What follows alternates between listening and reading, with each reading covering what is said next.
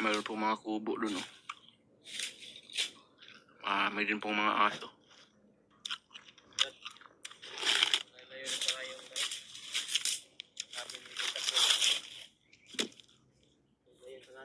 Kalayo pala itong mga lugar mga tol. Yan yung sinasabi ni Brad Takloy Brad ba na isang kuta rin daw ng mga bandido. So mayroon daw mga sinasabi ni Brad Takloy sa amin mga tol na makadaan daw kami nitong mga maliliit na puno ng lubi, nyog. Di daw kami kumpiyansa dito dahil may mga kalat-kalat na daw dito na mga bandido. At mayroon din po daw mga landmine na nilalagay na po daw dito mga tol. Kaya ang ingatan po namin ni Bradley bawat hakbang po namin.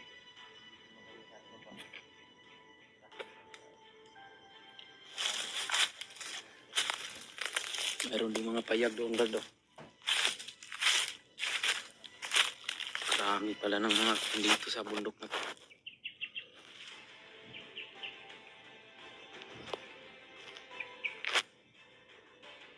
Mga tol, marami din pong mga kuanong bayabas dito.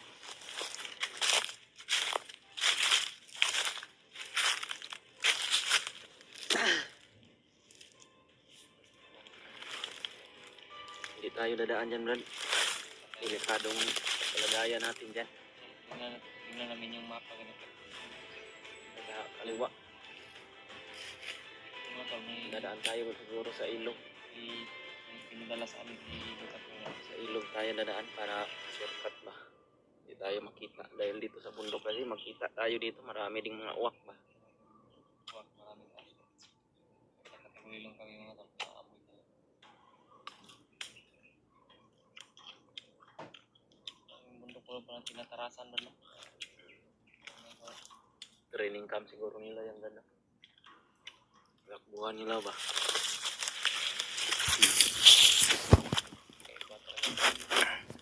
Sinadyak na talaga pag may mayroong mga kuan ba? Parang baka may katulad sa ating vlogger, mga hunter ba na gagapang. Paggapang-gapangan siguro nila yan, no? Kikita agad. Yan, ay mga dyan po yung kuta mga tuloy yun. Mayroon po mga kubo doon, no? At dyan banda sa may yung nyog, mayroong isang malaking bahay dyan. At mayroon kami mga boses na naririnig. Kaya hindi po kami dadaan. Ang daanan dyan mga tol dyan. Hindi kami dadaan ni Brad. Dito siguro kami dadaan. Oh. Anong bayabas Brad? Mamaya pa siguro tayo makapagsaing ngayon. Ayun. Hindi tayo pwede magsaing dito. Makita tayo ng mga kalaban. Doon na lang siguro tayo sa tabi ng ilog.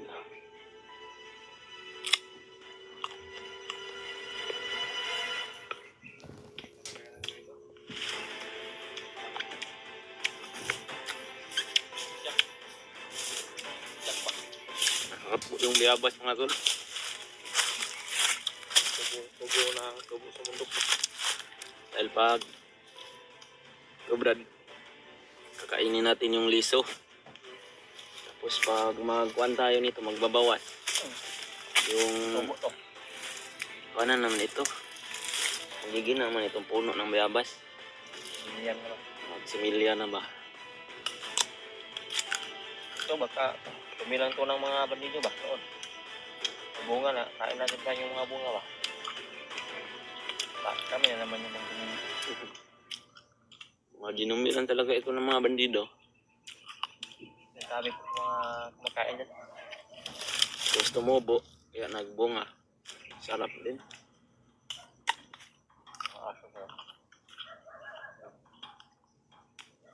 Dito tayo pwede dadaan dyan.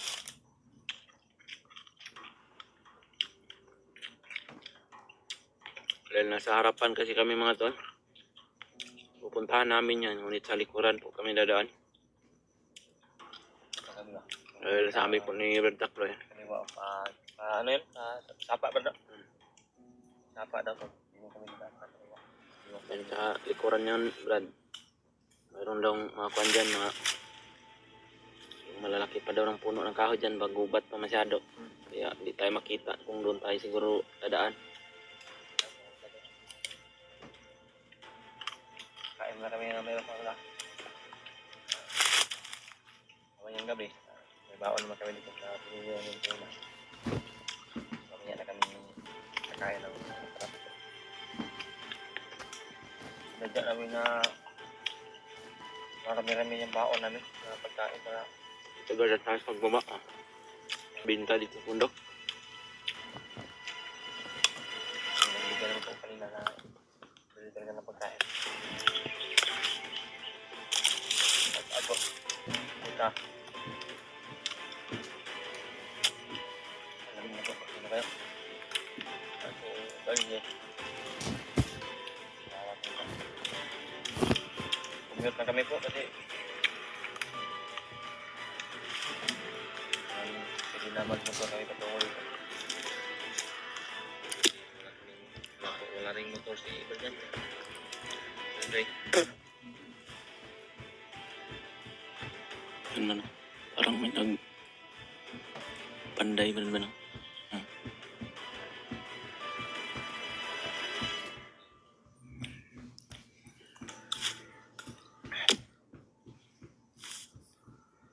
Di po kami bababa ni Brad Dave mga tol kung di po namin maligtas yung mag-ina ko. At kung sino man yung mga makikita namin dito na mga pamilya din ng mga kasama namin, di po talaga kami magdadalawang isip na tulungan po namin ni Brad Dave mga tol. Lalong-lalo na po yung si Adit at yung pamilya ni Binzi at yung anak rin ni Brad G. Ward. Ang makita namin dito sa bundok mga tol, saan nyo po na ililigtas po namin ni Brad Dave. Kaya magka-signal kami, tapos may makita po kami na maraming bihag, ikontakin po namin yung mga kasama namin, sila Kuya Buds at si Brad Raymard at yung sila Julio G-Ward at yung sila Pidot EG sila G-Pot. Wala pang signal dito mga tol, baka makapag-signal kami ni Dave mamaya, makapag-upload po kami ng video. Kaya tingnan nyo po mga tol, bawat anggulo po ng video namin ni Brad Dave sa akin o sa kanya, para po nyo po talaga lahat ng informasyon na naisipabatid namin ni Brad Dave, para malaman din po ng mga kasama namin mga tol. I-share nyo po tong video namin. Laking tulong na po talaga sa amin yun na kita din po yung mga video ng mga kasama namin sa pamamagitan po ng pag-share nyo po ng video mga tol. Malapit na pong dumilim yung panahon dito mga tol. Nandito tayo alas 5 na po kasi ngayon ng hapon wala na pong araw. Maghanap na po kami ni Brad Dave mga tol ng lugar na city po o pagpahingaan po namin ngayong gabi. Para tayo dadaan sa kalawa Brad. Hindi muna tayo dadaan dyan Brad. Kado tayo dyan. Baka mahuli pa tayo dyan. Tara.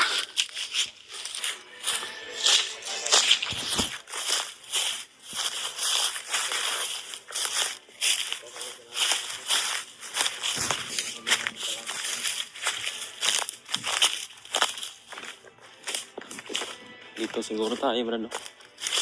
Dahil parang may mga boses po ng manok dyan.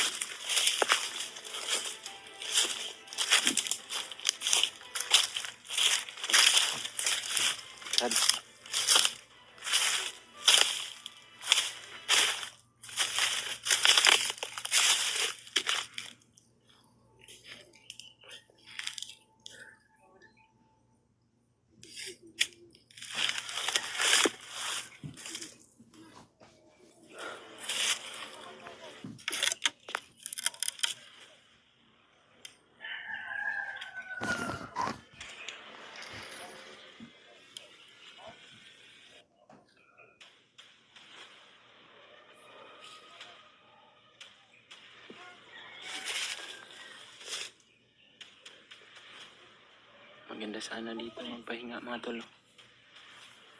Ngunit mayroong mga bandido.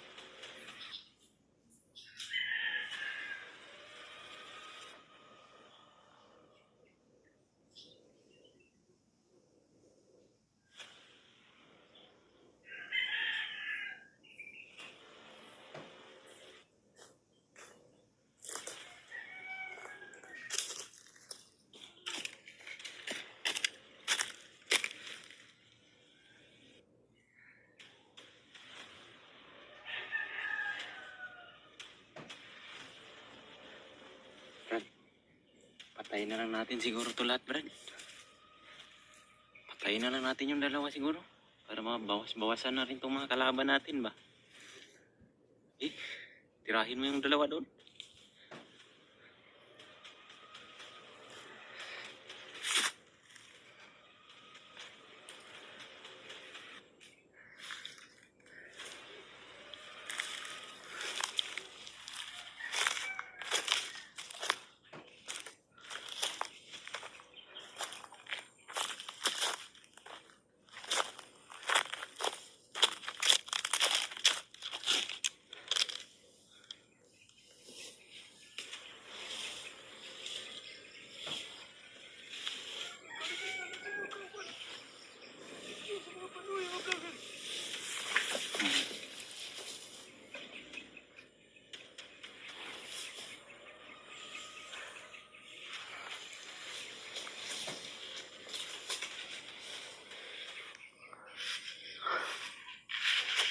Ada pang isa doon.